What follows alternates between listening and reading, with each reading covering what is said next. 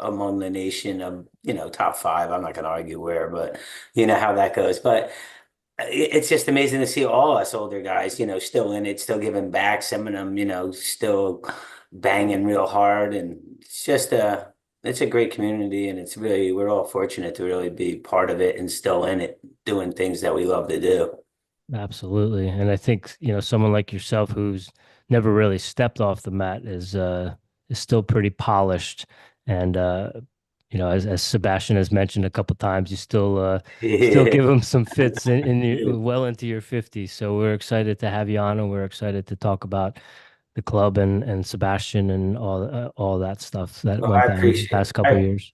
I appreciate you guys having me. And honestly, I wish I do more of this stuff. I feel like I have a lot to share. I don't know how Yeah. good I converse it, but I definitely have experienced it. And like you say, all of us, it's such a privilege to grow up in this area and be a wrestler. Like if you're gonna do it, we're doing it in the heat. We're doing it in the mix. We know we're on the edge of it all, and you get challenged just how even just with the club ownership and these young coaches coming around and the other coaches that who always have done great jobs, and how the sports evolved and the parents and the automation of our systems, and it's just so much. So as we get going here, hopefully we'll be able to touch to different things and kind of I feel like technology is starting to change the game a little bit, Oh yeah. for the club owner.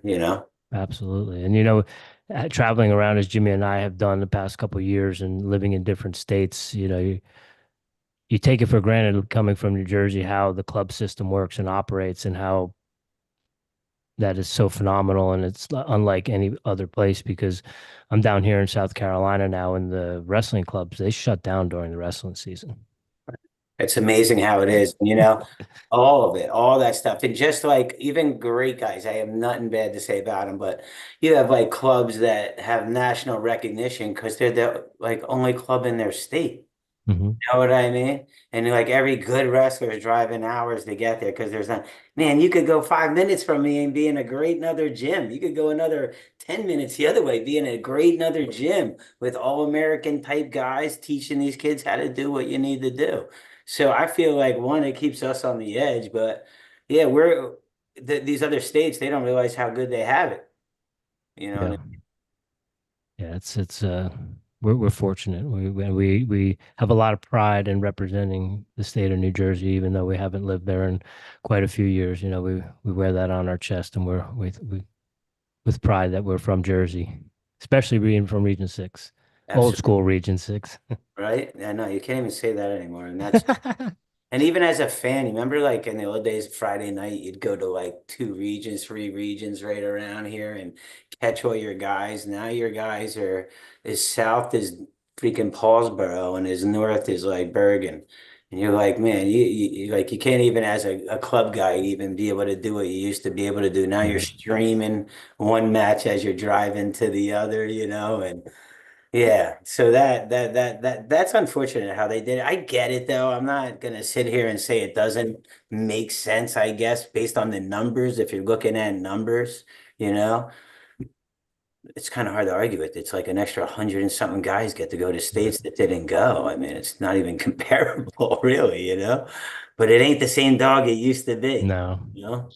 no. And yeah, Coach Nucci broke that down for us. And I was a guy who came through when they had the super regions. My 2 years of going to Atlantic City, that was the super regions. And first year I didn't make it out of Red Bank Regional because I got beat the first round. The second round I made it down. So as someone that went through that process, I could be Yeah. like, oh, if it was a little bit different, maybe Yeah, you my would runs in it's state might have been a funny. little different. Yeah, you would have had to buy first round. Yeah, it's like totally different now, man. But this sport's got to evolve. It struggles as it is. I mean, they say the girls are saving it, but it always struggles. It's always got that stigmatism for some reason. I think it creates some of the best men and women in the world. I mean, Yeah. it's kind of like proven, like in a lot of ways, and if you don't get caught up in the results, and it's so hard to say that in New Jersey, you know what I mean? Even a guy that looks for results, paid for results, there's so much more that it brings to your child or to that person that so many people overlook. And yeah, I'm the guy who gets to sit back and say, well, you won this and you got that. I get all that. But I have a million other people that I watch that I bring to places through wrestling, out of trouble, out of this, into that, self-confident, all these other things that no one really recognizes because you don't get to see that stuff. But as that guy that does it and people that do what I do, those guys come back in their 20s and their 30s and, they're bringing their kids. I'm in second generation kids in here now. You know what I mean? I just got out doing privates with Frankie Edgar Jr., Santino. I literally just left them. So there's so much more than that, I guess, because I'm an OG, you know what I mean? Yeah. And like the relationships, it's not like it used to be, like it's hard to today they're here, tomorrow they're somewhere else, and you can't blame them because they have that option. Their parents have the money. You can't hate on people for trying to be better. So it just is a lot different in like your relationships. And then when you have those special ones, it's for me, it just brings back old feelings of like just those great moments with guys that you've been friends with forever.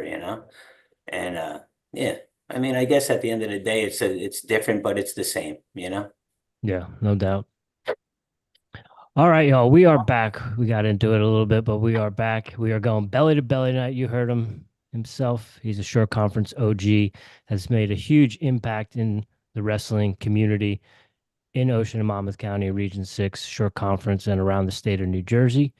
Steve Rivera is joining us tonight. Steve is a state runner-up in the state of New Jersey. He is a national champion for the College of New Jersey. Back then, we called it Trenton State. That's how old we are. He was a four-time All-American. He finished eighth, third, second, and first. He was a 2018 NWCA Division III Hall of Fame inductee. Steve has 30 plus years of wrestling coaching experience and founding Elite Wrestling in 1993. He's trained multiple state champions and national competitors. He's coached elite athletes like Frankie Edgar, UFC champion, and his son, Sebastian, who was an Olympic medalist this past year. Steve, thanks for joining us tonight on Airy Bros Radio. Hey, Welcome to thanks. the show. Thanks for having me. I appreciate it, guys. Really do. Looking forward to Absolutely. it. Rich, you missed the state title there. You only mentioned the runner-up. You Oh, missed I'm so the state sorry. title there. At this I point, doesn't matter, Rich. I'm with you, man. I don't even think I I know. am so sorry I missed that. Oh, No, it does matter. all right, all right. I That's like important. I always used to be somebody. Now I'm just Sebastian and Jade's dad. And I couldn't be happier. It's good. Right on. So, Steve, before we get too into it, we want to give you the floor. Shout out the socials for the club, yourself, Sebastian, anyone you want our fans to follow. The floor is yours. Yeah, I'm out there myself on the standards. I haven't jumped to every platform. I kind of stick with the standard X, and I got Facebook private group, and you got this Instagram. So all those, they're all under Elite Wrestling. Some will have Elite Wrestling NJ. We're doing good on the followers. I put out decent content. I wish I had a video guy that I could do more. I definitely have the ability to get it done. We just don't. So I do a lot of story stuff, and overall, you could find us out there. All right, we're out there on the web. We come up. I just redid the web page, elitewrestlingnj.com, and we appreciate the support and following, no doubt. Well, I do know a video guy, so we can talk about that later. All right, all right. I like that. I like that. Steve, for most important question, we're going to ask you all night. All We right. ask all of our Jersey guests this is very important. Is it pork roll or Taylor ham? Yeah, pork roll all day, all day. And I get like it's so funny, right? Like this thing is turned into a real thing, and Yeah. it is what it is. I mean, I'm a pork roll, egg and cheese guy. Throw the bacon on there as well, actually. But I'm the same there. I'll be home next week and I will throw some bacon on there as well. it's the best, right? And then you go out. We in Puerto Rico, we've been talking about like, man, if there was just a breakfast spot, that it just sold sandwiches like that and stuff. Where we are, there isn't. And like, we're like the Sebastian Olympic biscuit or something. We haven't There yet, you go. something. Send There the you pipeline go. of pork roll down there. right? We changed the world there. Some Yeah. Yeah. buffalo egg and cheese and bacon.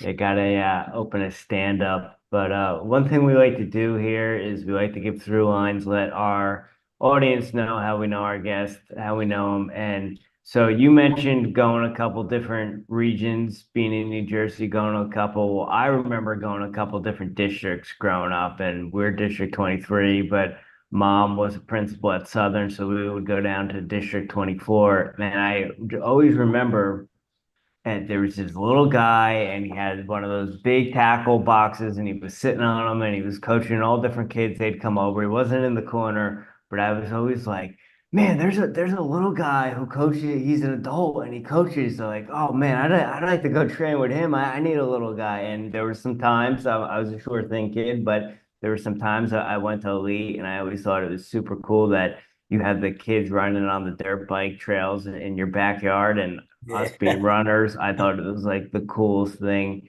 ever. And I never beat an elite guy. Anthony Moreno used to beat me up pretty good. Matt Frank got me a couple times. So got to give you some dabs for that. But always someone we respected is Steve Rivera. So I let everyone appreciate that, know. Jimmy. I appreciate that. And I appreciate the times I did get to know you and all those days that you come in. You always worked hard. You're always trying to be better. It was never even a question of that stuff. I enjoyed you. And it's great to see you out here being you, doing what you do, buddy. Thank you. Yeah, and thank you for always being super cool to me. We always would have like conversations at regions. You'd come, give me a little dab, like, yo, good job, thanks. So I always took that to heart. So I appreciate that. But one thing we like to ask all the coaches we have on is how did they start off? How did they get started wrestling? I know you had an older brother. Is that kind of how you got pulled into it? And my dad wasn't a wrestling guy, but he coached like all the sports in Manalapan. He did football, he did that, he did soccer, he did baseball with my older brother. So he was like the guy trying to be involved with the kids in town. And Randy wrestled, and then I started, right soon after at 5 and never really left the mats. And then like in like seventh grade, I was fortunate enough where the town saw that I was like into wrestling, and I got to coach the rec with my dad at $35 a night. And I would go in there and coach like as a high school guy doing the eighth grade and below kids. And I always enjoyed that, obviously. I mean, I went from there, but and then from there, the wrestling kept going, and I thought I wanted to be a coach, but I really enjoy business. And my dad was kind of like a self-employed entrepreneur guy, so I was like always not sure if I wanted to be a teacher and do all that. And I wrestled through high school, coaching the rec stuff. And then I went to Central Connecticut State University for a year.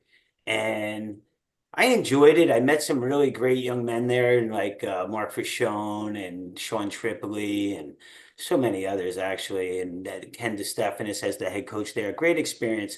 But in that time, I realized I wanted to go work and do like business and find a way to make wrestling a business. And that's when I reached out to Ernie Monaco way back when, and you think I could do this? And he's like, sure. And I'm in like Glastonbury, Connecticut, and I take a contract with the local rec there. And that's the beginning of Elite Wrestling. That was the Elite School of Wrestling because it was Edge School of Wrestling. And I was giving homage to Ernie because I just found it tremendous that he was willing to be positive with me and just give me like the confidence that you could do it, Steve. And now here I am 50, years later, 30 years later, almost 35 years later. And when I talk to Ernie, he's like still the same guy. And he's a tremendous asset to wrestling. And I try to be like him. I never hold grudges. I'm always trying to help other club guys. Like you said, I was your fan until the end. I got kids that come in here and then they end up at other clubs or whatever. And through anything, I'm always going to be your fan. It's Elite for life here. I appreciate the time I get to know you guys and all that. For whatever reason, it's very rarely it's me and the kid. That's why you left. You know what I mean? It's usually a situation, another kid in the club, another parent, something like to that effect, or you didn't live up to an expectation, which you can't with everybody. You try, but it's almost impossible. But at the end of the day, I feel like that's how I ended up here. Boom. Get in the club game, meet Frankie Edgar, do the Toms River Wrestling Club for like 7 years. So I get to meet the Ponereros, the Masenkos, and the Edgars. And man, that's the beginning, like right from there, we moved from there to U-Haul in Tom's River. I start renting external spaces, and then I move into Jackson and build this facility that I'm in today. And we've been here ever since. And I don't know, the future is a little different now. I mean, I've kind of sold the properties here and rent from them now. So it's just a matter of time. I've been looking at different ideas for the future. I'm just not sure what I want to do yet. Well, we definitely want to get into some of those coaching philosophies you talked about, but I do want to bring it back to Manalapan because when we were talking to Coach Nucci, he was kind of going through the early days Yeah. of the short conference, and he might have said this offline. I don't know if he said it online, but he said Ocean County kind of ruled it for a while in the beginning there. But there was a time when you were at Manalapan where you guys were one of the top teams. What was it like wrestling for Denny D When and I being grew on the up, team? it's great that you bring that up, man, because they're trying to like bring back those days. And honestly, I've been like Joey or Paulie Santa Marco is like a new coach there. He's one of their recent grads. He's an elite alumni too, but he's been like rounding up the old guys that like that inspired me. Yeah, like when Manalapan was the thing, and that's what Nucci's talking about is the glory days in the like late '80s and early '80s with Tom Fasano and Vinny Bernetti and Carrie Broad and John Benedictson, just so many great guys that were so nice to me, inspired me to really get into wrestling, like the Gall family. And just being supportive to all the kids in town. And that was just a great time. Denny DeAndrea let me come in and like inspired. I talked to him the other day, Denny DeAndrea. I still talk to him regularly. He's a mentor that to the day I pass, I hope I'm talking to, you know what I mean? Tremendous people at that time did tremendous things. A lot of winners, state champions, state titles for the teams and districts and all that stuff, group champs. So it was a great time for wrestling there with Denny DeAndrea, then Bill Terrell, Verta Rosa. Um, yeah, and then like you say, then the short conference kind of took over, and now the whole landscape's totally different with the private schools and everything else. Yeah, that's one thing that we've been, we just had Coach Stoll on from Del Barton, and we talked to Coach Nucci about that as well, where, back in the day, maybe every once in a while you see a guy from CBA come through, or a St. John Vianney guy, but it was mostly public school dominant, and now it's kind of flipped, and the roles are reversed. You have a couple, your Rumpsons, your Southerns, Brick Memorial, but it's CBA, St. John Vianney, and a lot of the public schools that are dominating the top 10 in the state of New Jersey now. Yeah, and there's there's several theories why that would be, but in our experience, just watching what I see where my son went to school, people want a high school experience, but in today's, how do you separate yourself? Education's real, and a lot of kids are learning that, that they go to college and it's hard, or if they had that great high school experience, maybe it's not so hard. And that is where you're finding the difference in today's wrestler. There is a lot of kids that are academically advanced and they need the challenge of the private school versus the public school. And some people say, hey, public school got it done. It got it done for me. I mean, my son asked to go to CBA. It wasn't my idea. We lived in Jackson. It's a great wrestling town. I have lots of great people here that I loved at the time, and still do. So had nothing to do with that, but my son was driven to be ready to go to a higher level college, and I feel like he proved that at Northwestern. So, and he did it, like it isn't an easy school, CBA. Even today, when you watch my athletes that go there, it takes a little more discipline per day, and everybody could do it. The question is, do you want to do it? Yeah. Do you think that's a situation where had Sebastian gone to Jackson that he would have probably still went to Northwestern? Do you think he would have maybe went to a different Big Ten school?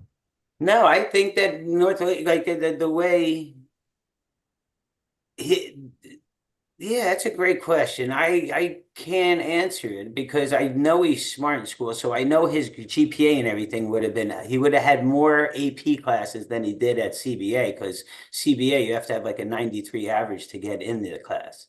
So he's a 90 guy, 89, 90 guy.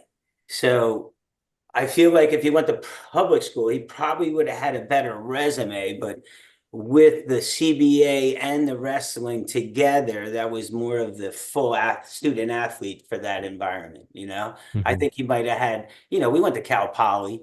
We went to go see other great schools like that. It just that Matt did a great job of selling that he was going to do what he said he did, and he did it. He did it. Yeah. Cold winters. Yeah, that's for sure. That's for sure. But So those go things, ahead. like set these kids up for life. And that's where you got to be willing to, sacrifice for those things. Who would have thought that he wanted to go to CBA or that he would choose Northwestern? But here we are 10 years later, and you couldn't be happier with the network of people that surround him, the mentors that drive him, the support system behind him. Yeah, I wouldn't change a thing. So 10 years ago, someone tells you he's an Olympian, brings home a medal from Puerto Rico. You believe him?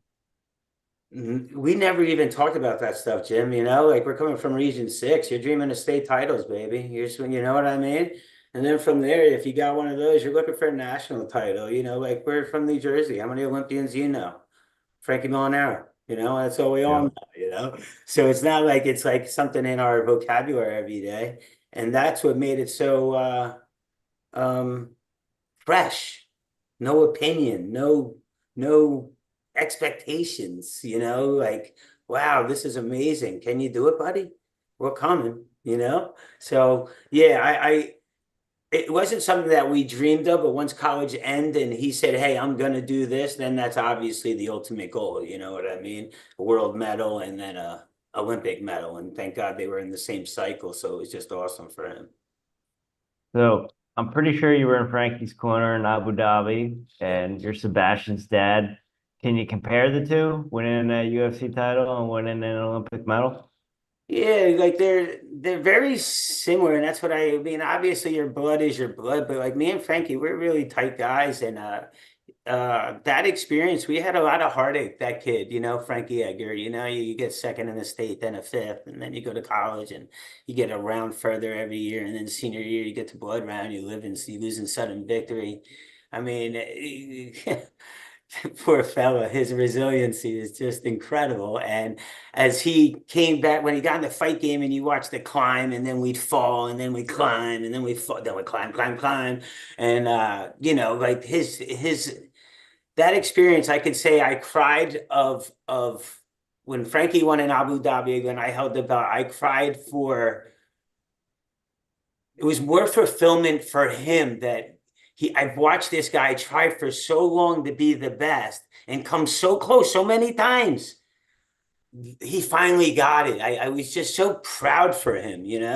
With Sebastian, it's like, man, we've had so many incredible moments over these last since the state finals. I mean, you could go through the Pat Glories or the Spencer Lees, or even losing to the Nick Sirianos, or like losing to the Yannis, and then beating like guys from around the world that are you would never even know of, but they're like these phenoms, and it's all just an incredible experience day to day for us, and I just couldn't be more thankful for it all. Like as we come through, like you're saying, man, like there's so many things, and do they compare? No, like I'm the guy that like I enjoy every one. Like if you look behind me, there's things here that most people would have out, hanging out on walls. I got them crammed behind each other, not because I don't care, but it's because I like lived that moment so deeply. And at the end of it, I can just move to the next. And that's what I mean with Sebastian. I've like winning the Big Ten against Spencer Lee in Minnesota. That match was just the most electrifying thing. I'm right front row, Cody Brewer's color pointing at brands, and it's like just incredible. I mean, like that it was just, and Sebastian beats him in the overtime with the overhook to the double, and like you're like, oh my God, like how do you do this, kid? And then you get to the Olympics and he does it, what, two, three matches in a row, and you're just like, wow, man. So they don't compare, and I don't even try to compare them. I'm just really grateful for all of them, man, and that I've been able to be part of them, the little piece that I am, and I'm really thankful for it. And I try not to compare them. I mean, I love them both like my kids. Just one really is. So kind of going back to some of your philosophy, you brought up Frankie and how he didn't do it in college, right? And there probably was a point where you didn't know what was next for him. Maybe he was going to go into business with his dad. And you even said with Sebastian, the Olympics kind of wasn't something he was thinking about, but then it opened up to him after college. What do you say to the kid that, he might not have the wrestling career that he wanted, but he still has that passion, might be done with school, but still wants to go to the club, still wants to train. What do you say to someone like that? Yeah, I know a lot of guys like that, man. And some of them were really good and some of them weren't, man.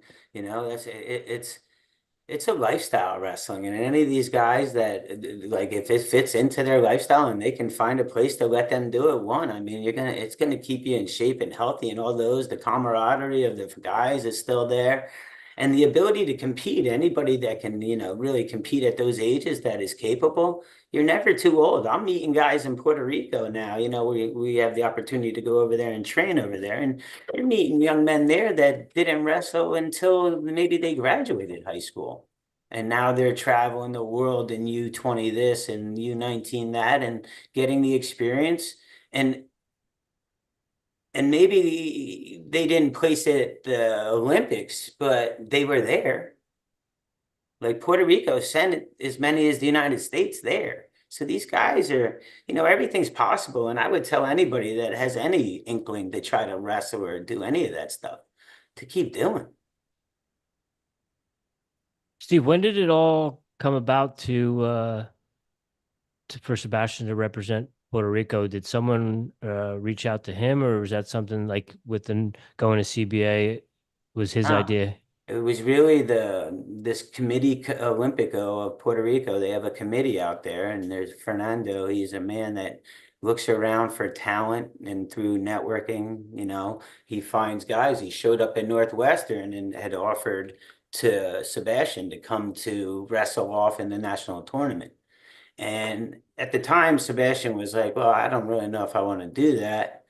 And then we were so fortunate. That's what I'm saying. We had Andrew Howe there and Cody Brewer, who had been trying to make Team America. And I want to say they're pretty good, those guys. You know what I mean?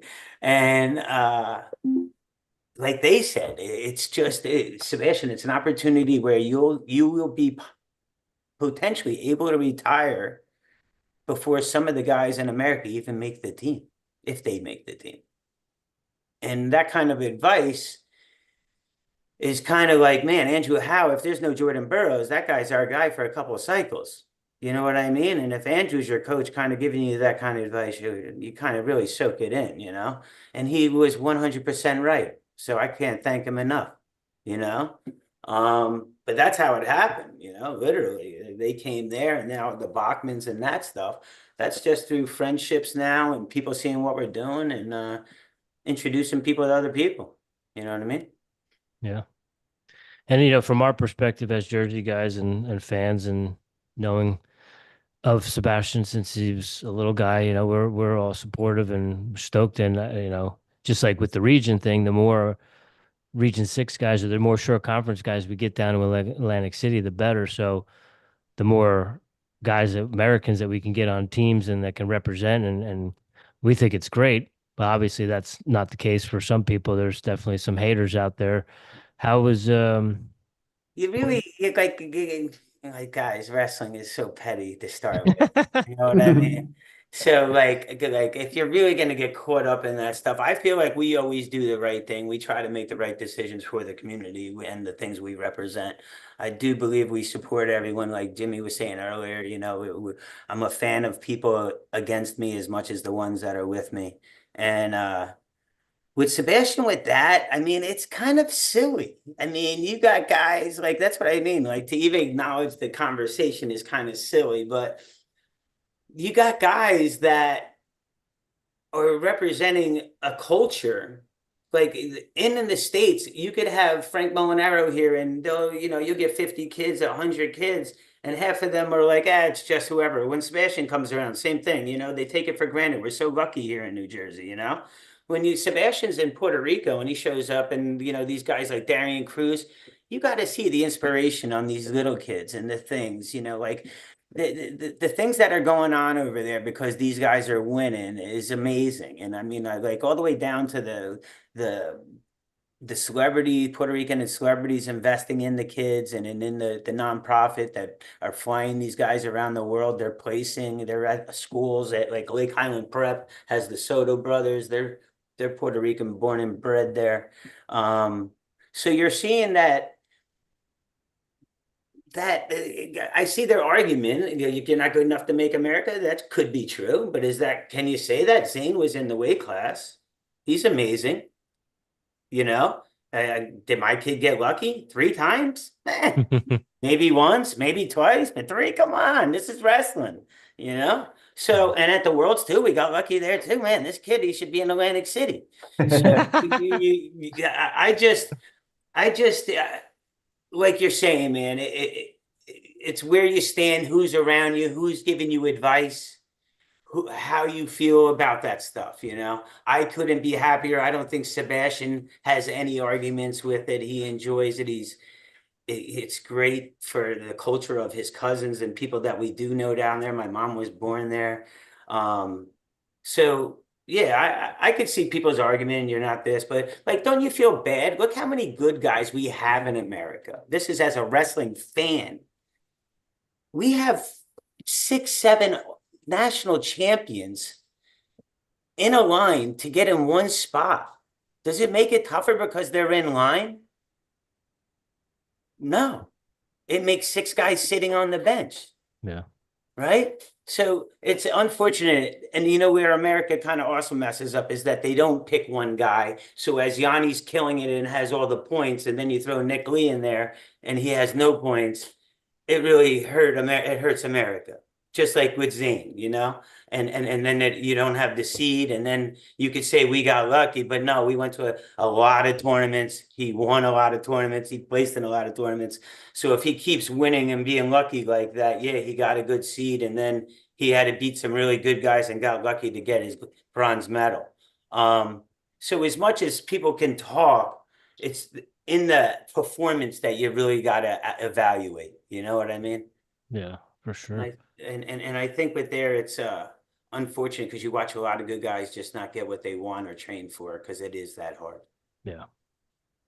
Well, as long as you've been a coach, you've also got to watch and cheer for Sebastian. At what point, if at any point, were you able to, take off the coaching hat, hand over the reins, and be dad and be a fan and just sit back and enjoy it?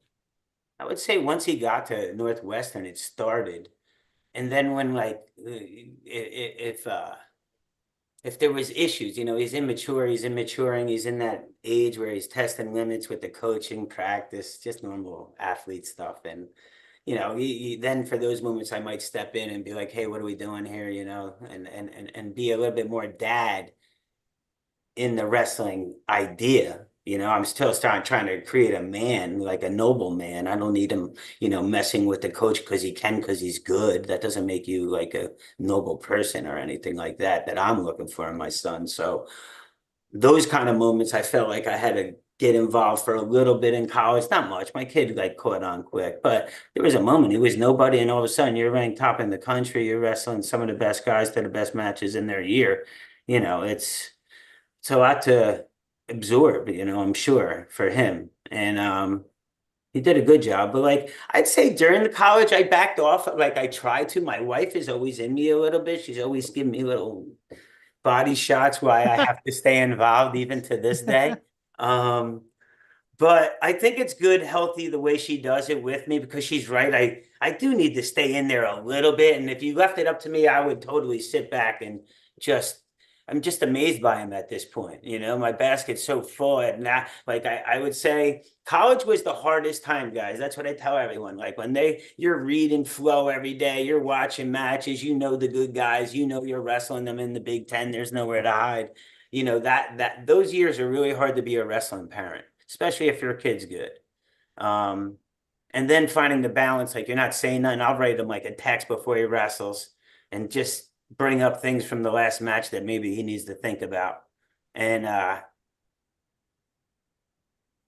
but other than that, I mean, we've always been like had great coaches around him. And if as a dad coach guy, if you feel confident in those guys, if anything, like you sit back and you're like, all right, let's see what they would do here. And that's where I feel like that's how I get better as a coach. I get to watch Buxton work. I get to watch Goody work for a while, and Matt Storniola and Andrew Howe and Cody Brewer. We took trips to Stefan Michik, and like we've been around with the Cornell and the foreigners that go with that system. And like I just continue wanting to learn. And the more I could back off and be more of the spectator of my son and a fan, I feel like I've been able to evolve more as a wrestler and coach and be better for my kids and him, because I need to be able to analyze his actions off his mindsets and stuff. And if you're not keeping up with his technical prowess, you're not going to really be able to give advice that he's going to listen to. All the way down to like a look to his bicep for a left-hand grip. And if you don't do the look to the bicep to clear, it won't clear for this grip quick enough. And like if you miss that, Dad, you got to come in. I got to help you with that. You know what I mean? So it's like I don't know if I'll ever stop being dad the coach. I mean, come on, but I've never been the overbearing coach. I've never been that guy. I really kind of like to show you the water and fill up the bucket, but I want to watch you drink it. I want to be proud of that. You know what I mean? That's right. So yeah, at the senior level, it's been the best though, man, because I don't know the guys. I mean, I watch them, but you don't know them. You didn't watch them come like a Joey McKenna your whole life watching, and you love the guy, and now your son's got to wrestle him, stuff like that. So now with the foreigners, it's enjoyable. We're at work, like you're at work, bro. You're getting paid. I'm gonna watch you, like I love it. And I still get nervous, but it's nothing like college, man. Nothing. And I know he can win now, no matter what. Like when he goes out there, I know he can win. And I say in my head, I'm like, he might be losing first. Because that's just for some reason he's a knucklehead like that.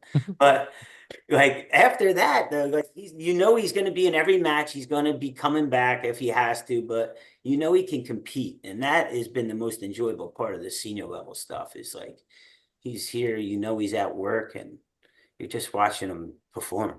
Yeah. I don't like Frankie the same, like when Frankie was at the highest level there.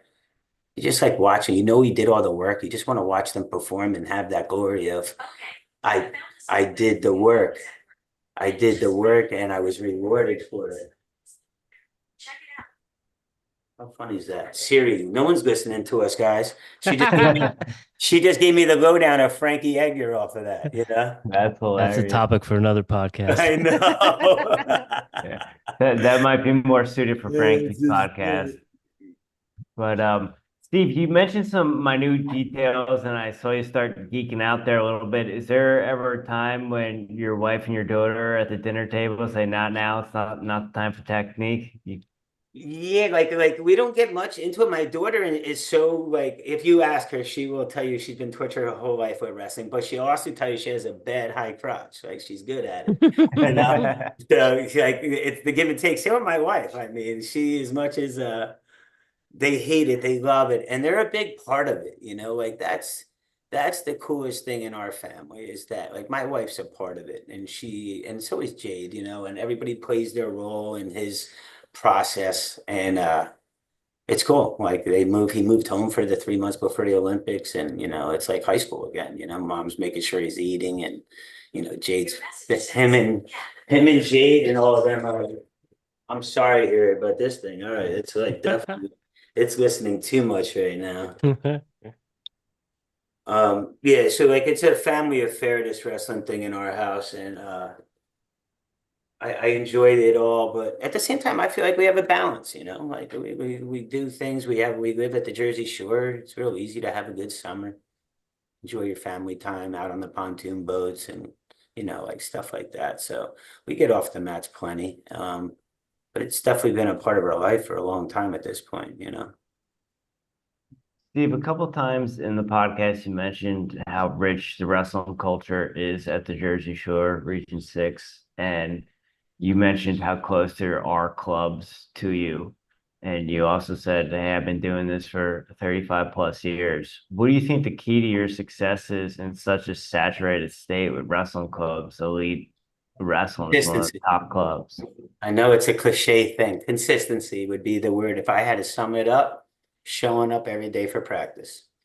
I'm not even kidding. Like that's where the new guys struggle. It's where it's hard, during the holidays, people get sick. I'm fortunate I'm not a sick kind of guy. Um, doesn't that have something to do with working out every day and sweating? Probably. So I would say consistency and honestly being a fan of like the kids, giving them that pride of what they're doing and how they're representing their team and their family. And, like I heard someone say the other day, going and buying the ticket for the dual meet and watching these guys showing up for them and things like that. And over the years, I feel like I've put in so much time on that stuff. And any club owner, that's what I would say. That's what you need to do. More so in the beginning than at the end, but it really depends what you're trying to get done and how your system works. You know what I mean? In today's market, there's like different ways to play this. And, you see the parents trying to play it this way, that way. And I would say the same is possible for the clubs. You have some guys that don't have a club. All they do is make dual teams. All right. But every weekend they're somewhere with kids that is kind of like a club, but it's not. You know what I mean? So you have like that process out there. You have the clubs that don't have enough guys and they want to do that stuff and they go out and recruit. Then you have guys like me that I do some, but when I don't go, if you go with someone else, I'm not mad at you. If you're my member, you're doing what you're trying to do to be great, and someone else has a dual team going somewhere else, and I'm not going. I'm not here to get in your way of being great. You know what I mean? So that's where the market and everything's changed a little bit. Whereas in the old day, you would just have to be the guy that did everything. And now the market never ends, the year never ends. And to be great at everything all year round, doing everything high level, one, it's hard. Two, the time it takes and the return in the business sense, you have to find a balance there. You have to find a balance because I have a real job. You know what I mean? I'm a Cisco integrator. I buy and sell, Cisco routers at the enterprise level. I've been doing that since forever. And I enjoy doing that. So like now, how do you set it so I can still create champions and maybe not be there on Saturdays? You know what I mean? And that's where you're making these decisions. And you're also making decisions. If you don't have the right personality, you're setting yourself up for a lot of anger, right? Because now this guy's going to start tagging this other club a little bit because you wrestled for them, right? So do you get mad there or do you embrace them? I embrace them because you're helping my guy. At the end of the day, hopefully my guy will stay true to me, but in his process, he uses other guys to get there. I'm down with that. That's what today's market is. You know what I mean? So that's the whole thing with the club and the consistencies. It's so much more than one thing to be good at this thing now. The other thing is collecting, right? When people come in your room, you got 50, 60, 75 kids in a room in a class. You got people coming in. Are they checking in? Are they did they sign your waiver? There's a lot of guys that don't have the resources to break down that moment. You know what I mean? So now your gross income is getting hurt, right? Because you got five guys in there that snuck in tonight and didn't pay or you'll never see again, right? And it's not that they sneak in that you care, right? But one, they're coming to you for a reason, right? It's not that you don't come to Elite to just come to Elite. You're not, there's nobody I meet for that, right? My room's too hot for that crap. You ain't coming to torture yourself just because you want to say I went to club tonight. Like I know you're coming because you want to lose weight. Two, you want to bang because you know we're gonna wrestle. Or three, there's someone in there that you're trying to figure out or understand, or you're trying to, and that's in today's market. You can't stop that. In the old days, you'd say from September to this, I'm not letting new guys in my room unless you're a member. Today, you can't do that. you wouldn't there. It's just you have to pick and choose your battles. So, and I want to help everyone. I do want to help the kids. It's a business. I'm in the business of making good wrestlers. It's your coach's job to put you in the thing to be, like he's wearing your uniform, not mine. You know what I mean? When he's a state champion, they're not saying Steve Rivera. They're saying coach of whatever team this kid's on. And I'm fine with that. And that's where you got to find that balance. And you got to, like me, I'm a big cheerleader for all the coaches. I love that. I'm not the guy that ever gets in the way of that stuff. So, like you say, Jimmy, if there was one word, you'd go with consistency. But if you gave me 2 hours, I could give you 50 million words. Is it still the hottest room in New Jersey? That's what I'm told. It's what I'm told. All right. So I'm curious, you started 93 and year-round wrestling, from my perspective as a junior in high school, was kind of a fringe thing. Someone like myself, maybe a Pat McGrath, Mike Satin, some of the other guys that were doing it. When did you start to notice that that was the thing you had to do in order to be competitive in New Jersey? Like It's there funny was a you mentioned Pat. transition at some point in time Yeah. where, Yeah, it's like then when Pat McGrath is like for me, right around the time where I'm starting to recognize it. Brett Taylor's coming up behind him, Mhm. and I'm Coach Reed. I'm at Tom's River Wrestling Club, and Coach Reed is letting me borrow the mats at U-Haul place. So like I'm right there, like you're saying, Pat's one of the guys. He's not doing it all the time, but he's doing a lot more than everybody else. Cody Phobes is doing it more than everybody else. There's Parks from Central Regional is doing it more than everybody else. So right around that time, that's funny you say that. That's when I start to recognize. That's when I rent the U-Haul place on Route 9. And I open up and it's like six of us in there.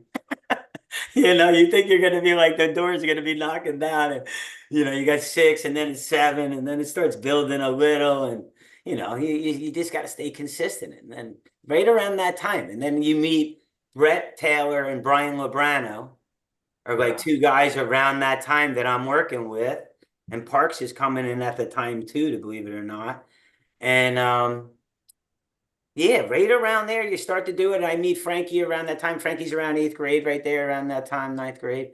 And that's when we begin. That's when this all really just starts to go down.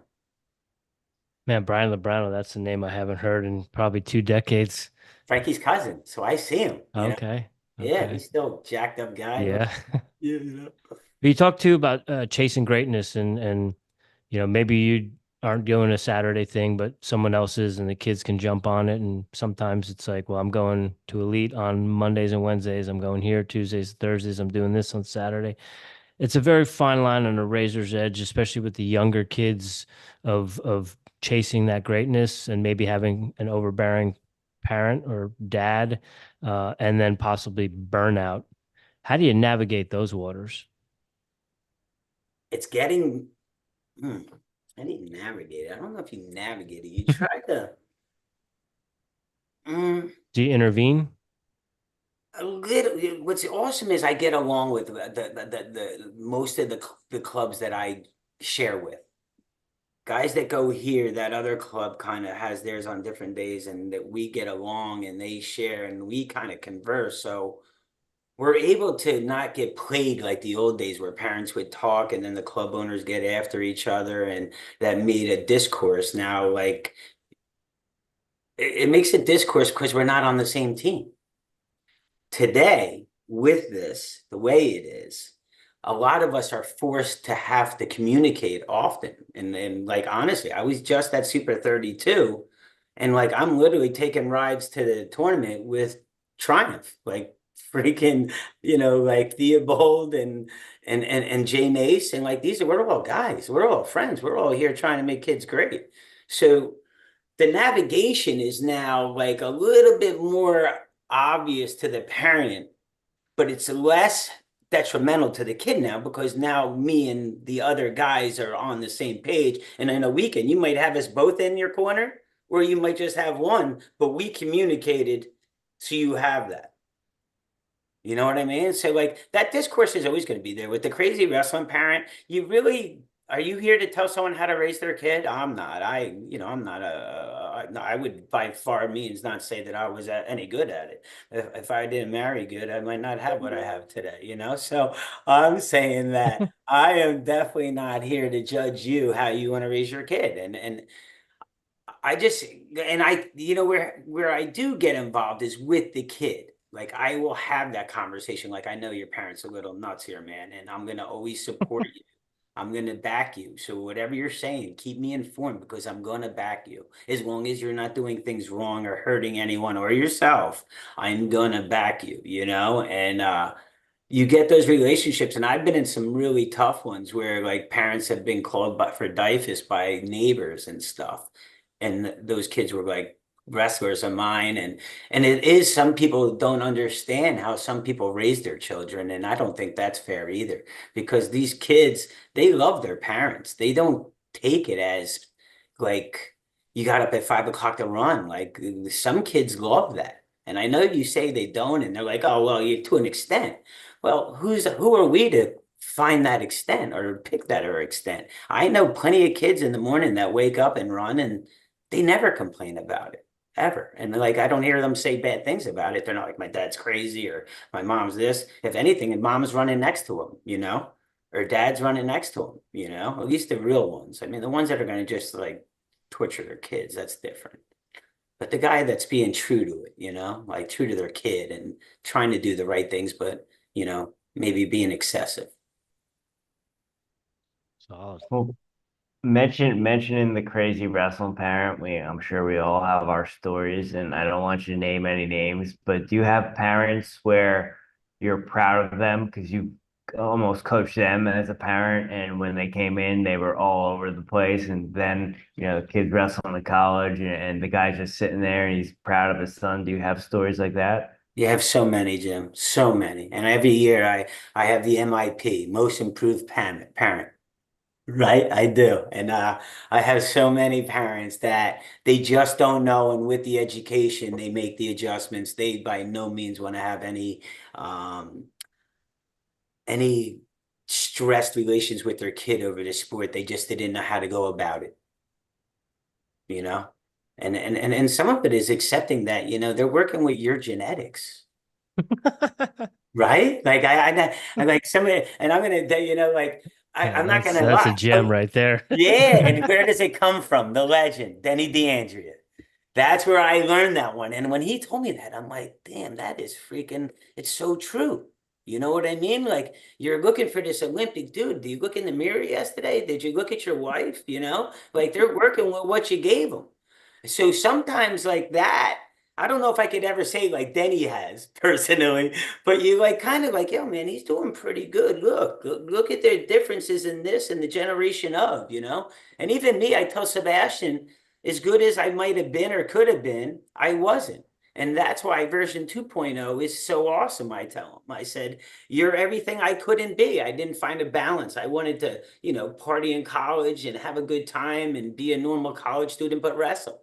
Like you can only do that at certain levels. And watching my son with his discipline, sacrifices, and all that stuff, I'm able to tell him you're a better version of me, and that's why I'm so proud to watch you. And I can say, hey, I wasn't that good of a man or a young man. I couldn't do that stuff. And now, as a grown man, I can say, hey, I matured and I finally figured it out. But as a parent, that's what you're hoping for. You know what I mean? And yeah, that's I feel some of these parents they don't realize what they're really trying to do. And when you explain it to them and you kind of give them a little this, that, they adjust. No one wants to be hated by their kid. Nope. And the sad ones are when that happens though, man. And like the parent, you knew it was going to end up like that when the parent couldn't be on them, that they would become distant or they would stop wrestling. And as soon as it happens, you're just like, man, you saw that coming. Yeah. Not many no more. No, it seems like, it was a topic that comes up a lot too. It just seems like this generation, maybe the last 5, maybe even 10 years, that people genuinely love wrestling, where, back in '94. I feel like I was the anomaly of kids on my team that was like going to club, going to do stuff in the summer, like loved going to practice where everyone else was just miserable. And it's like, why are you doing this then if you hate it? Like, I love being here. Like, I come to school just so I can do this after school. And But it that's seems great. like, And it's great like guys like you exist, you know, and it's great that you had that experience and yeah, that's just tremendous. And you're right. Like Sebastian's like we were talking yesterday because he's such a simple guy and he's just like I find so much happiness if you just give me 3 hours in the gym and my couch after that, you know? I feel you. And I I feel was you, like, all right. Sebastian. I'm like, all right, all right. So yeah, it's great that that guys that can and will are able to. I wish I could give it more to those guys, but they're inconsistent. And that's where I push him to Frankie now. Like, because he has the grappling, the jujitsu. It's a great 20 to 30-year-old type thing, you know? And and you still get the camaraderie and it's a little bit fluffy, but it's okay. I'm okay with it. Like I think it does the same concept just differently, you know? Mhm. Rich, was there something Steve said there that made a light bulb that you wanted to Yeah, talk well, he's about? just talking. I'm sitting here and I realized that Steve was a counselor at Trenton State when I was at camp one year, and I was actually, I'm. He was talking about it was a session where he was showing stuff with leg riding, I still do. and he had this thing where the boots are coming in, you're kind of in a crab ride position. You grab the feet or the ankles, and you take your elbows and you put them into the shins, and you can scoot yourself out. I was just going reliving because I was the I guy that he do. was like, "Does anyone here like to ride legs?" And I was like, "This guy." So I was like the demo guy for Yeah. that particular move, and The shin shine. it just The, yeah, sh it just the popped shin into my shine. head. Yeah. And that's so funny. We were just, leg riding's a game changer today, you know? Like if you could ride legs, I mean, these kids, look at it in college, man. It's a game changer. Sebastian's like just telling me like constantly, you have to, and I always teach it. I teach it at young ages, and it's funny, you get in trouble as a club owner because parents are like, he's falling off. I'm like, dude, he's in third grade. Who cares? He's trying to ride legs. You know, but you catch crap for it, man. Frankie Edgar, I'm putting you on blast right now, buddy. Like Frankie, like when Tina would fall off in the beginning, now he's very efficient at the leg riding, but we lost a match or two because he fell off. I can't say I'm not guilty there. And I'm like, dude, this is just part of the process. And now, on the other side of that, he's killing it on legs. So, staying true to the concepts of what you believe, I feel that with the leg riding right now is something that it will change. It's going to change everything, you know. And now with the takedowns, man, you have to stay on top because if you're not good on your feet, you're going to get exposed, Yeah. you know. Yeah, those 3-point takedowns are a game changer. But Rich, you brought up Trenton State Camp, and it's on the list. And I know we have a good cohesion of how we're going through things, but I have to bring it up since you brought up Trenton. There's my in. Coach Eisenhower, legendary coach. You were there during some of the golden days of Trenton State wrestling. What do you think the difference was then and now? Why they were such a powerhouse in New Jersey? I don't know what the differences are. I'm not there enough today to know. And Joe Galante does a great job there. But David was working with a different product, buddy. You know, the Ice he was getting transfers in. All of us were transfers in, really. I mean, Timmy Jack, like Martucci and guys before me that were killing it. Martucci won D3s, then D1s, becomes what, the Bloomsburg coach for all those years. Um, that Jackito Kevin and Timmy and Mike. I mean, these are legends. I mean, come on. So David was working with guys that were, or Ice was working with a different product. Like the school has gotten a lot harder to get in. I couldn't get in there out of high school. I got in as a transfer, you know. That I was the end of the old school transfer in class type people. Right around my time was like the end of that. Then it got real hard to get in there, and like all me type people weren't getting in there. You know what I mean? And I'm an average student. I graduated there with a 3.0. I'm not saying I didn't do my work, but finding that balance at D3 was a lot easier. I went to NC State out of high school and I struggled there in class for a year and a half. And I just couldn't find a balance between everything, and I found that at D3. So I'm like a perfect reason why all of us guys there, man, we had the time of our lives. We got to bang it out. We got to wrestle hard. And we would party hard. I'm not saying like all the time, but enough. It was the 80s, man. Um, and Ice we would drive him insane. We would drive Ice insane, honestly. We would get in trouble. He'd be getting us out of trouble. We had like great characters on the team at the time that would create just incredible college memories. Um, yeah, the Trent State was a different animal at the time. So to compare the two, I don't think you can. But what Ice had, he was such a professional in every way, but he was able to take all these different personalities and make them work together as one. And he did that with my classes, the classes before me, the classes after me. If you talked about Ice, you hear guys talk about Ice. They talk about his ability to communicate and mentor, And that's what he did. He would understand that we were crazy and we'd make bad decisions, and he'd be like, "This is why you can't." All right, coach, thanks. Next time we'll think about it. And he was just tremendous. We had an incredible time in Monk as the assistant coach, Tom Isaac, rest his soul. Another great character at Trenton, Joe, our trainer. We just had a lot different then. And now today, it just seems like Trenton State is, a highly regarded academic school with very highly regarded athletics. The wrestling team is doing very good right now, actually. They just won one of the tournaments in the preseason here. And I know several of the guys are ranked in the top 10. So I think that they're going to have a good run this year for sure. And I think Joe Galante does a great job with Brucky over there and Mays over there, Bethea, one of my alumni.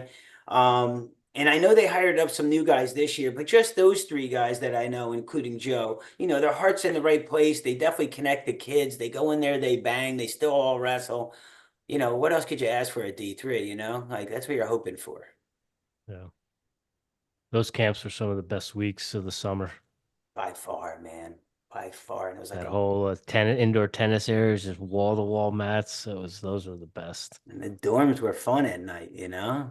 Like, yeah, like all that stuff. It was great. You guys had a good time. I was pretending to be a counselor half the time. I was not. Well, it's funny because as I got older and went to college and then did my thing as a counselor and then as a coach, you kind of get the different side of as a counselor, as a coach at a camp, what goes on after hours. And it's like if the kids only knew what the counselors and the coaches were doing. Oh, it's so true, man. It's so true. And it's just it's Like, why those is he wearing sunglasses at 8 o'clock in the morning? yeah.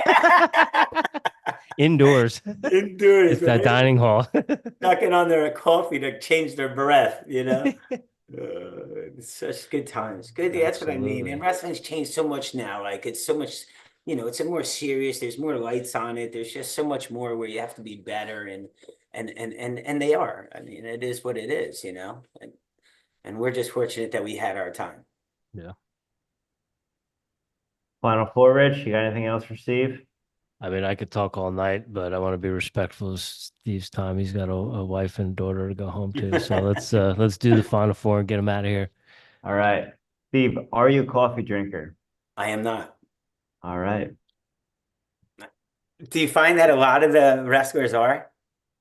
Most of our guests, wrestlers, runners, writers, I would say, I don't know, there's probably like 3% that don't drink coffee. No, and trust me, I know I'm one of it. Like it's not common. Like my kid, he's all over it. My wife's all over it. My daughter's all over it. They're like, "Dad, you're weird." I'm like, I wake up with energy. That stuff would just, like I'm good. So I'm sorry, no. Do you do Very any good. caffeine? Uh, yeah, I mean, like what? Like iced tea? Like energy drinks or No, I anything? don't do No. energy drinks. I don't do soda. I drink water and I drink Gatorade, orange Gatorade. I eat well. I mean, I work out, guys. Like Yeah. I'm double nickels, man. I can't be coming in here like pretending, man. I gotta, the body's gotta go. So like, I wake up, I have my banana, my old man supplements, make sure I'm getting my multivitamins and stuff in, and I get to that chicken salad lunch or Brooklyn Square. I spend a lot of time there with my boy Peter Pizza, and yeah, I'm not a big caffeine guy, I guess. All right. Well, double nickels, you look amazing. So, Yeah, I appreciate that. Steve, do you have any daily practices or rituals you do on a regular basis to show up as the strongest version of Steve Rivera? Well, the simple things, right? Everybody hopefully makes their bed. We always heard that one first, right? So Yeah. I would say that's the first thing I do in the morning, right? And I guess other rituals that I try to do to be like motivated is one is get to my desk at a designated hour to get to sit down and really start selling and trying to do what I do every day. I mean, I don't have a boss, so I technically don't have to, but every day I stay motivated to do so.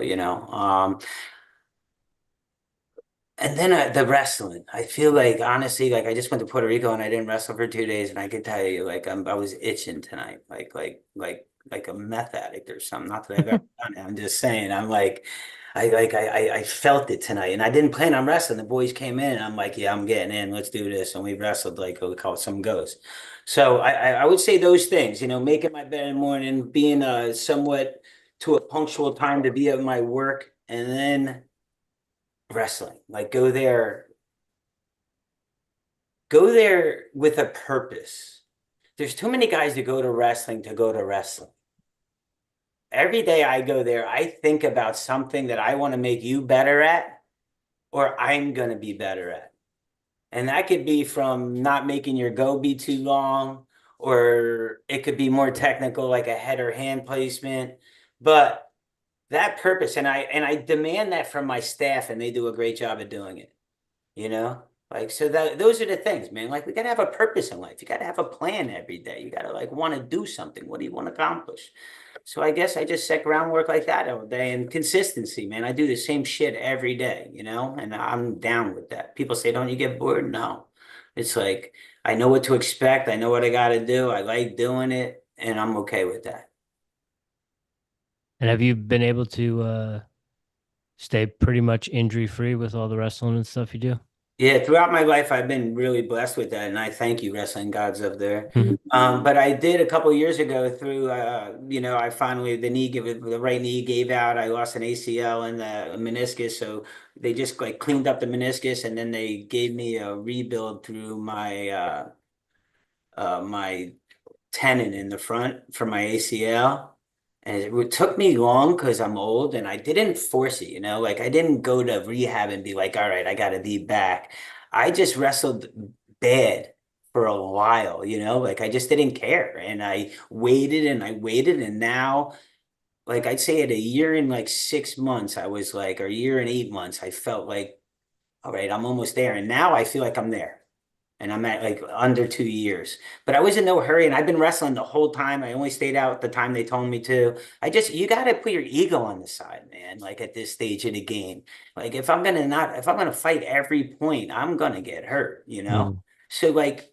You get to an outside single on me on my one side. Maybe I'm gonna just shin whiz you and see if that works. If not, I'm gonna let you take me down. I'm gonna get out. I'm gonna reverse you, whatever, and we'll go from there. I'm just thankful I got to wrestle today. Good mindset.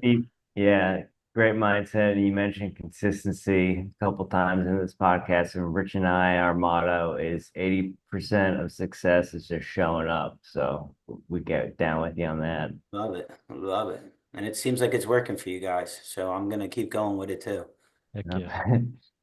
Steve, what are you listening to right now? Music, podcasts, audiobooks? Are you reading Yeah, anything? right now, honestly, I'm studying for my Falconer's test. I know that sounds crazy. I know, Jimmy, I see your face. Like Like, Falconer? Like, yeah, like a What? falcon. dang. This is a Look, whole nother episode.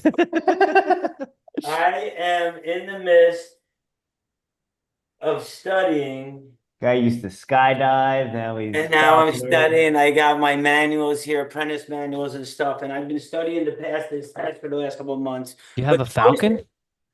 do once I pass my test, I will be able to trap my own falcon and it's the most amazing sport and people don't understand it. And honestly, I thought I knew what it was, but it's amazing in the sense of these guys and women, they go out hunting with these hawks that they catch in the woods that you build a friendship with through feeding and weight management and stuff. And they go out and they hunt squirrels and pheasants and different birds. It depends on what kind of hawk you have. But I'm looking like I'll be an apprentice. I'll get a brown tail hawk. That's what I'll be allowed to catch. And like they eat squirrels and rodents and stuff. So you go out in the woods, you'll get a field, and some people have dogs like a dachshund. You never knew this, but these things like they go in the field and they'll make the rabbit run and the hawk will come down and eat it and the dachshund will back off. It's This amazing. is It's insane. hunting. It's hunting. I'm dead serious. If you have to have a hunting license, I have to have a hunting gun license too. How did this all come about? I'm an animal freak kind of guy. I love animals. I always have. Obviously a big fan of skydiving and flying. I've always been a fan of just aeronautics and like things that fly, like a peregrine falcon, like its ability to fly and kill shit at like 200 miles an hour. I mean, this thing's a savage. You have hawks out there that catch dragonflies. Like how good of a performer are you for that? You know what I mean? Like people like these birds of prey, they are the most incredible athletes. And the fact that they get to kill and I get to be part of that as his partner, I'm like so excited. My wife is not, I swear. She's like, she is devastated. But I can honestly say we have a falcon. I live at the shore and these pigeons live on my house and there's a falcon that comes to eat them. And like weekly per month, we find like heads on our stuff outside. And my wife is devastated. Last week, the funniest thing, I'm not even making this up. You can't make this up. My wife is at the house. She sees the falcon hit the pigeon. It's in the backyard. It's trying to kill it. My wife runs out of the house in the robe. You can't do this. She scares the falcon off. The pigeon is now fucking, the thing ripped its eye out. So it's got its eye hanging out. My wife's like, picks it up. She's like, we got to save it. I did this to it. It lasted like 4 days in the shed trying to, she's feeding it. This thing's was getting eaten alive. She's like, Steve, it was like a movie. It was like, I had to save it. I said, you should have just let the falcon do what it was doing. So this just literally happened the other day.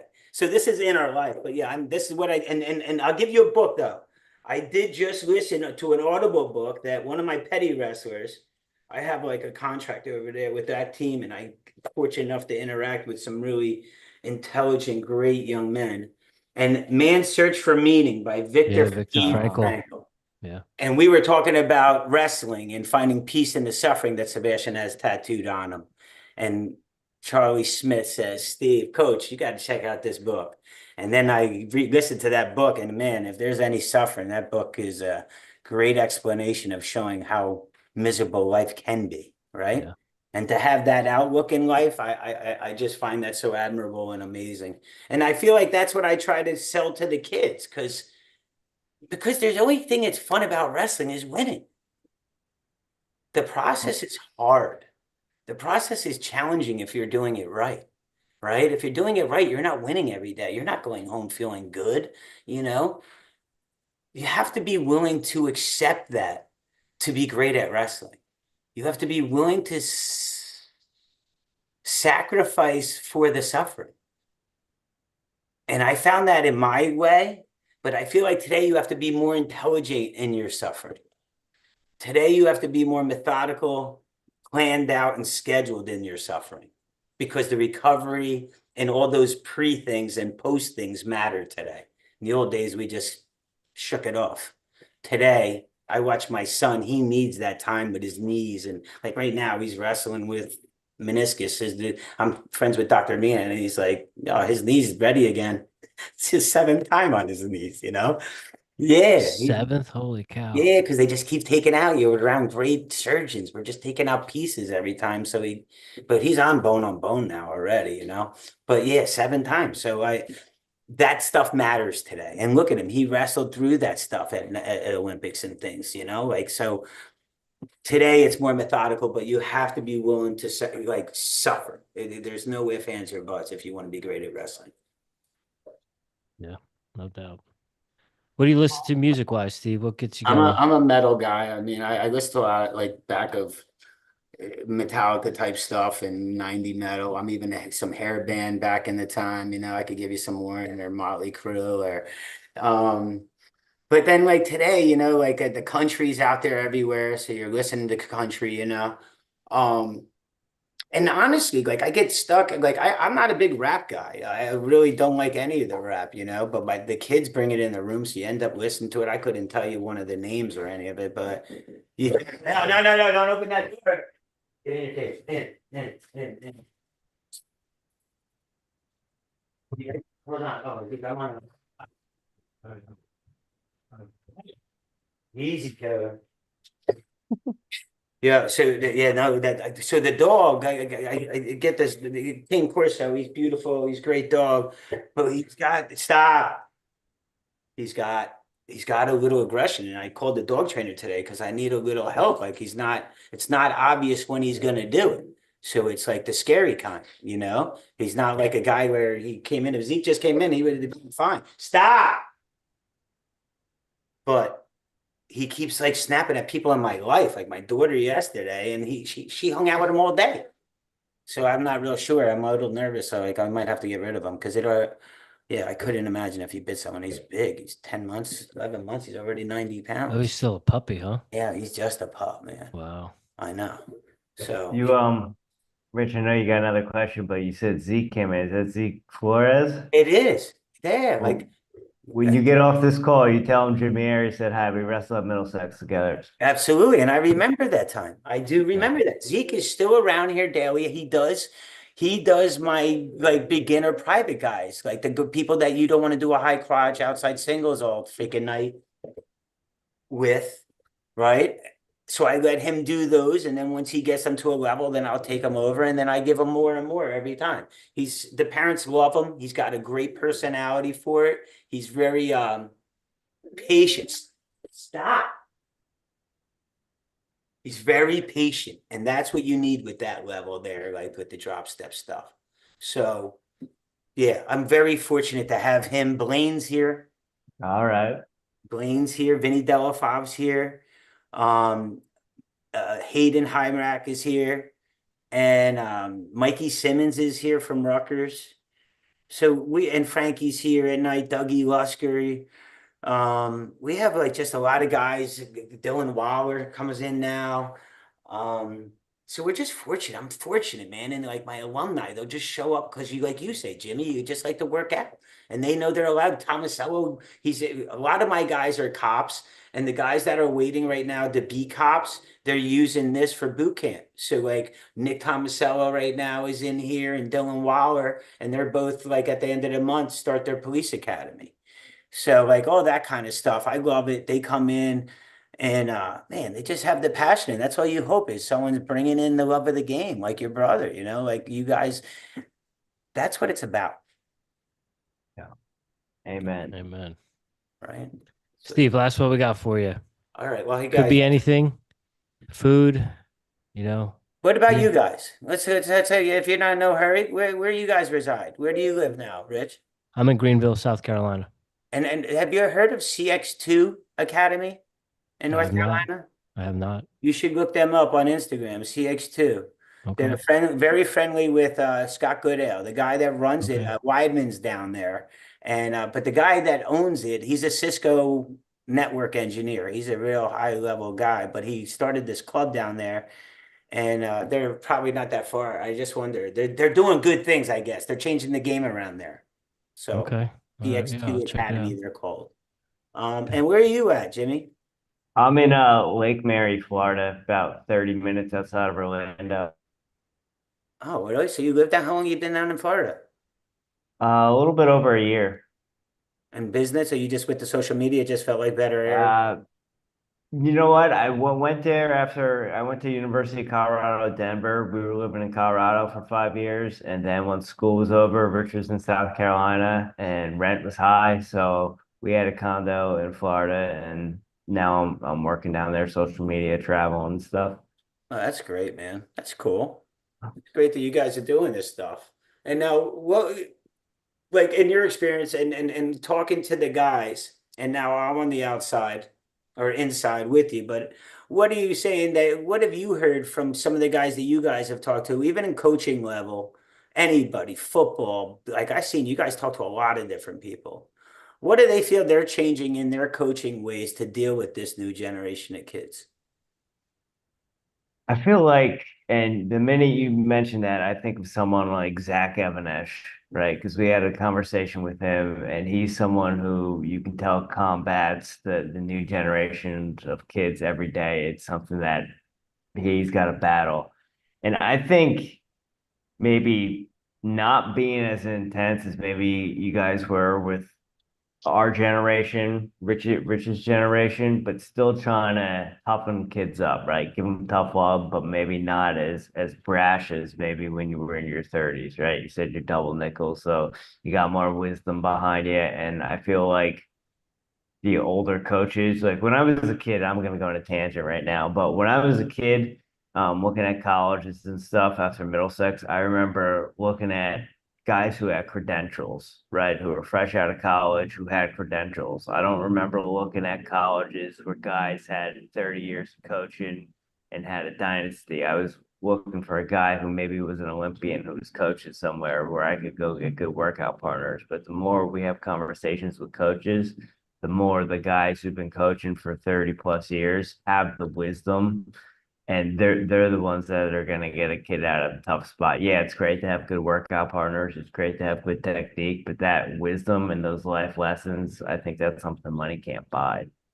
I like that. I like that a lot. And it's so true, man. Like I can't agree with you more as far as me being that vinegar piss fire guy. Mhm. And today they're like, you got soft, bro. And it's no, I you had to evolve to stay connected. You know what I mean? These kids don't respond to that old school stuff, at least not all of them. So there are some old I have like some first graders that like refuse to wrestle for other teams because they're old school loyal because I guess their parents have talked about that kind of stuff. But for the most part, like you're saying, Jimmy, you gotta soften up to really communicate with these kids because they want to be communicated with. In the old days, you just hit someone in the butt like, let's kill this guy. And they're like, yeah, let's go, you know? You don't get that no more. Today they'll look at you like, dude, relax. Yeah. You're Well, that like, was we had the former coach from Chattanooga on, and his biggest thing was nowadays, like our generation and stuff. It was like you told someone to do it, and they just yes sir, and they did it. You know, this is what you got to do to get better. So now you have to explain the why behind you're doing it to this this current generation. generation. They And you're need to right. know the why. They'll do it, but you need to explain why they have to do it before they do it. And I'm like this may even sound crazy to you, but like when I go to do what you're talking about, there are some kids in these younger that make you wonder if you know what you're talking about. Like honestly, like I'll be there and I'll be telling a kid that's very good. I get they're good and all that, but they're fucking kids. You know what I mean? And they'll look at you like you're crazy, and you're like, dude, am I crazy? Like, has it changed that much? Like, and it's really hasn't. And it's like literally these kids, you really have to try to penetrate that ignorant, like that unknown in them because they they come to my club and I'm convincing them to listen to me, right? There's a little weird there. And I know all the other guys talk about it. Like you're yelling at this kid to pay attention. You're yelling at this kid. There's some kids when I'm doing privates with them, I'll be in position. I'll be like, hey, you're doing this, this. And he'll go live during those moments. And I know that to see if my technique actually works. Are you kidding me? And then I sit there and I work and I do it. But why do I have to go through that? Right? I respect that you're challenging me and that I'm cool with that. I mean, but they're like, there's some guys that be like, what are you doing, man? You know? But I'm down with it because I know my stuff works. So I'm not like pretending. And that's what I do to them every time. I'm like, yo, I'm not selling your crap. So I'm not worried about if you want to try to wrestle me out of it, you know?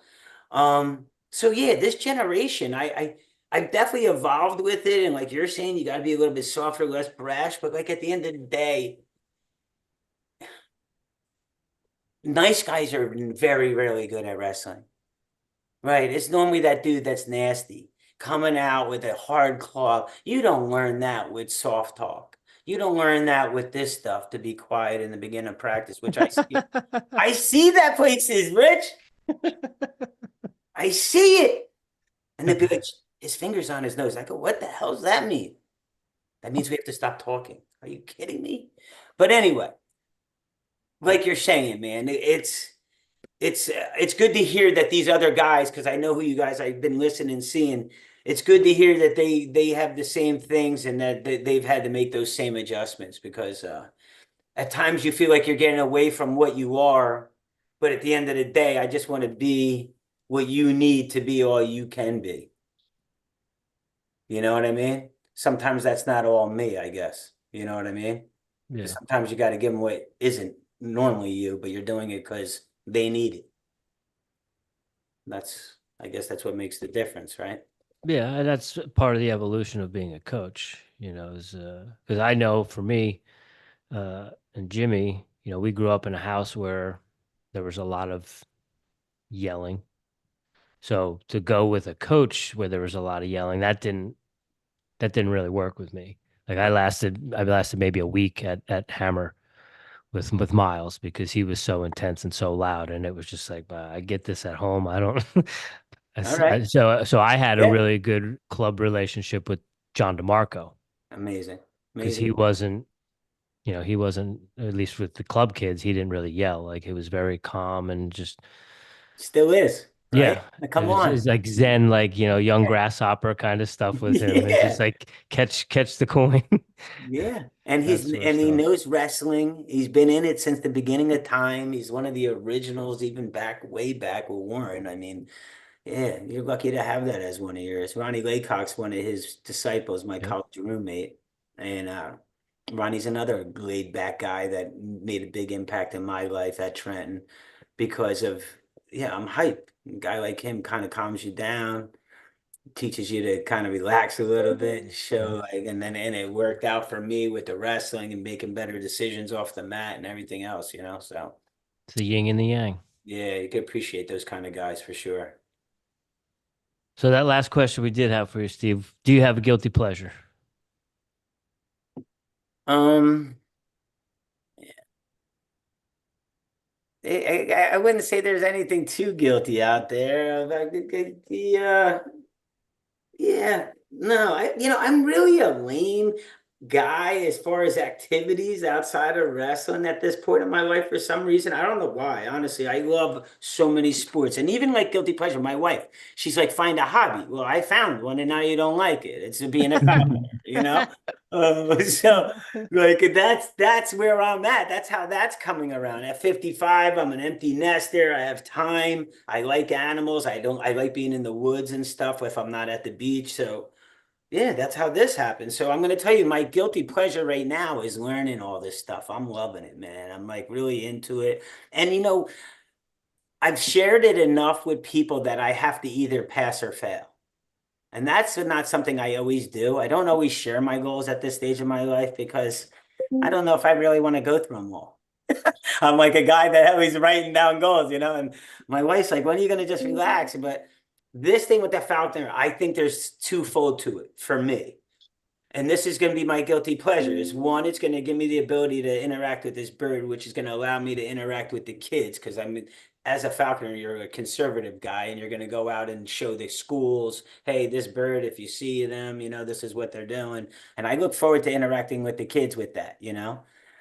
So the guilty pleasure, I guess, of me is really I want to impact kids, and that's like not in a scary way, but like any way that I can do it because I can't wrestle forever, and that's really why I'm looking at this. I also want to one of my other pleasures or one of my is business, and I have some creative ideas if I can become a good falconer.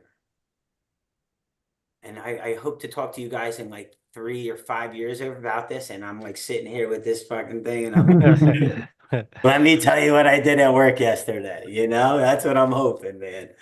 Is this like a state certification or a federal thing? Both. It's both. Both? Yeah. You go through the state and federal. But it's just like getting your regular license, but you have to go take a 100 question test of like different, biology, different things. And And then you have to find someone to apprentice under? yeah, and I've been doing that. I've been looking hard, and the coolest thing is wrestling. I go in the Facebook group for the Falconers, and I type my thing in there, and it turns out a guy at TCNJ wrestler, Paul Elias. Don't know him, but he's a freaking Grandmaster Falconer, and he's a wrestler from TCNJ 2 years after me. So I've been talking with him. He's introduced me to several people that I haven't connected with yet, but he seems to going to be a great asset for me. And look at that, wrestling. Yeah, Just it's a little community that does great things wrestling, man, absolutely. you know. Well, What we do you guys got definitely, planned? Wait, one more thing. What do you guys got planned for Christmas? Do you guys get together? You stay down and around? I'm coming up to Jersey. I'm leaving on Sunday or Monday to come up. Hopefully the drones and everything will be cleared out by then, and we don't have to worry about nothing. But yeah, I'll be up next week. Nice. And Jimmy, you stay down there? I'm gonna stay in Florida. I've been traveling. I've been in Costa Rica, Puerto Rico, and I'm back to Puerto Rico. And my family's gonna be in Disney in like January, so I'm just gonna take Yeah, Christmas man. off this year. Nice. I know. I'm getting to that point too. We've been talking about like starting to go away and stuff for the holidays. I'm with you, man. This stuff, this world, and now like you're getting older, it's like, man, you only got so much time on this world. You gotta go out and enjoy it all. Heck yeah. Guys, I really appreciate you making the time to talk to the OG, and Heck yeah. it was awesome. I enjoyed the conversation, and man, any way I can get the word of wrestling out there, I definitely am down with it. And I love that you guys still just love it and breathe it, and it's still in you. I feel you. Yeah. Yeah, we can't necessarily get on the mat right now, but we're doing our part to try to promote the sport and grow it as best we can with having people like yourself and some of the other coaches that we can talk to and support it and yeah, get out there and go to dual meets. Oh, that's awesome, man. I hear you. All right, good. Well, thanks again, guys. And if there's anybody I can help you with, like with Sebastian, if you ever wanted to try and get him on here, if you Yeah. schedule it away, there's no doubt you could get him. And I don't know if you talk to Frankie, the same thing. Jimmy, you definitely, definitely could get you guys. So it's just a matter of scheduling, like you guys. Yeah. And Oh, so if there's any way I can help you guys, even if there's just local guys, and then, like the good one would be like those Bachman boys. You know what I okay. mean? Yeah, Like no. I'm We'll friendly. I'm friendly with their family, their dad. So, we'll like, if you want to get in touch with them, they'd be neat to put on there. Their story's got to be somewhat interesting. I don't know it all, but man, they're definitely talented little kids. Yeah, I will definitely be in touch and hit you up for some of those contacts. We knew this was going to be a gem of an episode, and it did not disappoint. Steve, Uh, we've been fans of you, and we're bigger fans, and we know our fans are going to enjoy this podcast. So thank you, Steve, and keep doing you, sir. Thank you guys. Thanks for having me. I appreciate it. Happy holidays, man. Have a safe New You Year too. too. Thank you too, Steve. We really appreciate you, and let's definitely get you back on here with that falcon on your arm. I want to dig deep into that. Let's go. All right, guys. Take care. Take care. Take care, Steve. See you, man.